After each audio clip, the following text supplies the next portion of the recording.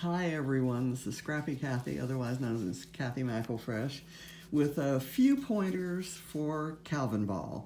I've participated the last couple of years and I'm by no means an expert, but I had a few ideas after my first year, actually in the middle of my first year participating, that allowed me to have some of my points grabbers, as I call them, handy on my table, and to produce some fairly high point layouts. I had a good time, got a lot done, and that's really the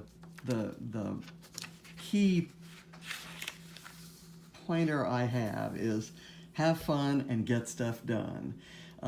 You select, I would recommend having lots and lots of photos printed of an event or your own to-do list, which is going to drive the layouts you create. There's no, the rules aren't typically subject related, so it doesn't say scrap about your first time swimming or anything like that. It's mostly about embellishing or the type of photos and so forth. So I'll give you a little bit of an overview, and then we'll go in and we'll look at this layout, which is one of my higher point layouts, although I can't tell you exactly where the points came from because I didn't go look that up in my, I don't have it anywhere on the page itself, and I didn't go look it up in the database. So I'm going to say, like I said, let your own to-do list drive the subjects of your layouts and your basic design and supplies. Then you can get creative with your embellishments. And the next tip I would have is you can get more creative with your embellishments if you have them handy. So each day there will be new rules typically. And if today's new rules are for cork and glitter, have something, some cork element on your page. I have backed photos. I've used cork to matte photos. Didn't do that on this page. This page has a cork star here. I think there was a requirement to have a map on your page. So I lived in Texas for a very long time, and I have a punch that punches out the shape of the state of Texas, which is fairly distinctive. And if an event or photos took place in Texas, I tend to put a little map of Texas on the page anyway. So I scrapped a lot of things that took place in Texas, used the Texas map, and I have a cork star right there in Houston where we lived. So that was something I might have put on the layout anyway, even if I hadn't had those rules. So I'll go back to this page in a minute. But you can scrap digitally or make cards, art journal pages. I think there are different point values for each of those things, and I did all of them, but I mostly did 12 by 12 scrapbook pages because that's kind of what I do. But I'd say start out knowing what you're going to scrap and make the photo choices and have all of that ready. And plenty of white cardstock and adhesive and the obvious sharp trimmer blades and things like that. For embellishments, typically on day one you'll start with a few rules, and you'll include those things. There'll be easy things that might ordinarily be included, like mat your photos or use washi tape or have a 2-word title or something like that. And you kind of start out. So if for example, one of the requirements is for wood veneer, and your wood veneer is kind of scattered. You might have some wood veneer over with your title words, like I had this family or you might have your wood veneer, you might have a set of wood veneer stars all together with all your other stars and so forth. You might want to pull things from their storage spots now and get them together and have a little bowl. I use containers like this to hold small things. This one actually is holding circles, which includes a button that came off a piece of clothing, and that needs to go somewhere else. I have buttons elsewhere, but it's corralled and contained here. So using things like this or little dishes from the kitchen to hold a supply that you think you wouldn't mind using on your layouts, and having your enamel dots and enamel hearts and things like that together helps. I had a tray with lots of those little containers, and it contained my points grabbers. It was easy to lift the tray and take it off the table when I needed to serve dinner. So that's I would say a good idea, and it makes you think helps you remember that that's one of the rules.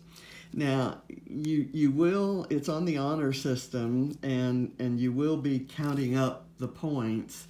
So what I tended to do the first year was I decorated the layout, and then I went back and started counting up points. And I looked at the list of points. I thought, oh no, it needed, I could have used such and such. And I have to run off and get whatever such and such is and bring it back and put it on. So what I tended to do the second year was have the list of rules. I printed out the rules on day one, and each day when the new rules came out, I kind of, I cut and pasted those and printed them separately, and then I manually tacked them on just so that and sometimes I hand wrote them if there were just a few.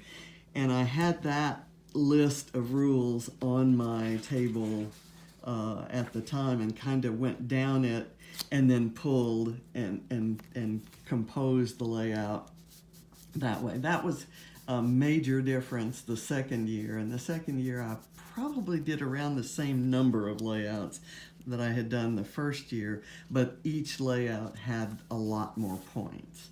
So again, let's just, what might be more helpful right now is to go through this. This is one of my higher point layouts. I can't tell you exactly. I've tried.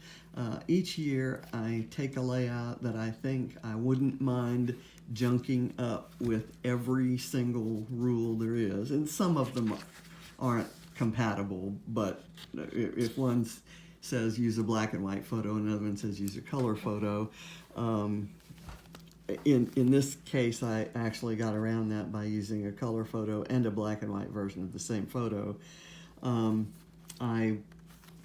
There's some things some rules that you can't use if you've used other rules. I think they made an effort. We had an administrator, Amy Kingsford, who made a valiant effort to try to have the rules make sense together and to eliminate craziness and duplication, let's say. So on this layout, I just a few examples. This is a clock. It doesn't look like it belongs there, but I didn't mind having it as part of that cluster. And the reason that it's there is because there was a rule saying include a clock somewhere on your layout. I didn't have a lot of clocks, so I hand drew this one, took a photo of it, and printed it 100 times on a sheet of paper and fussy cut them out. So yeah, fussy cut 100 clocks. Having journaling and a tag. In this case, I did journaling on a tag, so this would count either as journaling or as a tag, not both. Ribbon. There was a ribbon requirement, and I used the ribbon on the tag, so that doesn't count. So I used a little scrap of ribbon here so I could get the ribbon point.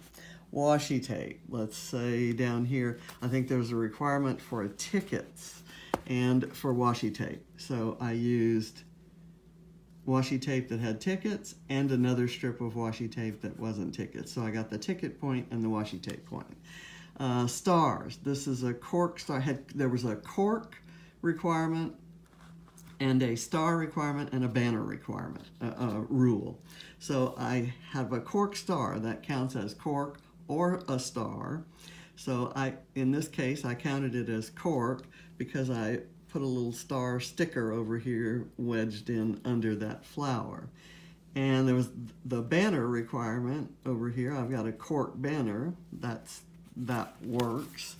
I think there was a metal requirement, something metal requirement. There's also a pineapple requirement. So I used a metal pineapple, and so I took the pineapple point, took that as the pineapple point, and over here this little bumblebee I took as the metal, something made out of metal point. There was a found objects rule, I think both years that I participated, and this was a rusted out washer that I found in a parking lot on our travels at some point. And I'd always wanted to use it on a layout, and this is the layout I chose to use it on. I think we had to have, there was a camera requirement. So I had some washi tape that's a camera. Now I'd already counted this film type washi tape as my washi on here, so I was able to count this washi as the camera point. Let's see, I'm not quite sure what else to point out. I think there may have been a clothespin point. I probably used that for that. Not sure why the torn corrugated cardboard is there, other than it might have gotten me a point somehow. Wood veneer, there in the title. I'm pretty sure there was a requirement for an arrow. The vellum butterfly. There was a butterfly requirement and a vellum requirement. So I took this butterfly as the vellum point and this little butterfly as the butterfly point. So that kind of gives you an idea. I know that you probably won't want to make a page this busy, and I probably won't either. But this was my attempt to use as many rules as I possibly could all on one page. So that's a fun thing to do. I wouldn't try to do that every day, but it's a fun thing to do at least once or twice during the month. So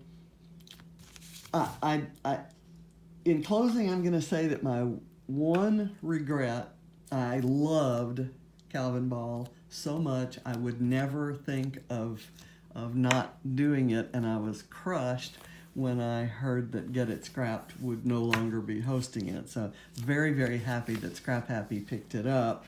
And I will include, if you haven't signed up and if you are interested, in the description of this video on YouTube, I will include the link to Scrap Happy, but it's scraphappy.org/Calvinball, and that will give you everything you need to know. You can join the Facebook group, and everything's going to be run on Facebook. So the one regret I have about Calvinball, and so I give this to you as my sage advice, is that I didn't spend enough time in the discussion areas, so I didn't have a chance to build relationships as I have in other groups that I've been in. So I would say that that's definitely part of the fun. There's a smack talking, trash talking element to one of those threads, and there's just so much inspiration out there. You'll see there will be digital scrapbookers that will do pages that, if you're a paper scissors scrapbooker, you'll want to try to emulate, and you'll be inspired by, and vice versa. So it's a great time filled with a changing landscape every day. So have fun, get out there and get lots of stuff done, and participate in the discussions, make some new friends, leave a lot of love on other people's layouts that you admire, and just have a great March.